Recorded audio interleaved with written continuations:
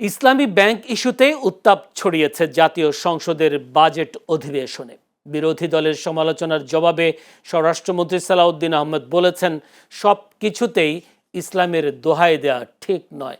স্বরাষ্ট্রমন্ত্রী অভিযোগ করেন, ইসলামী ব্যাংক নিয়ে একটি মহল পর্দার আড়ালে থেকে বিভ্রান্তি ছড়াচ্ছে। এ সময় ব্যাংকের শীর্ষ পদে রদবদল, গ্রাহক বিক্ষোভ ও সাবেক এমডির পদত্যাগ নিয়েও আলোচনা হয়। মন্ত্রী জানান, ব্যাংক কোম্পানি আইন অনুযায়ী বাংলাদেশ ব্যাংক ব্যবস্থা নিতে পারে। তিনি আরও বলেন, ব্যাংকের শেয়ার হস্তান্তর প্রক্রিয়া চলবে এবং নাবিল গ্রুপ সহ ঋণ খেলাপিদের বিরুদ্ধে তদন্ত করা হবে। পাশাপাশি পূর্বে চাকুরিচ্যুত কর্মীদের বিষয়টিও খতিয়ে দেখা হবে বলে সংসদকে আশ্বস্ত করেন স্বরাষ্ট্রমন্ত্রী।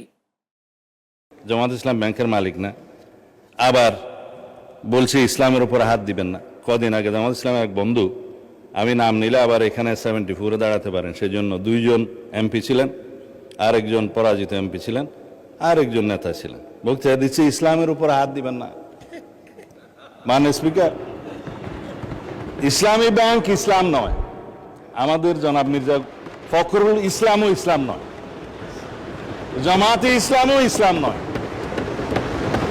সুতরাং সবকিছুতে ইসলামের উপরে হাত দিবেন না দোহাই দেওয়া কিন্তু ঠিক নয়।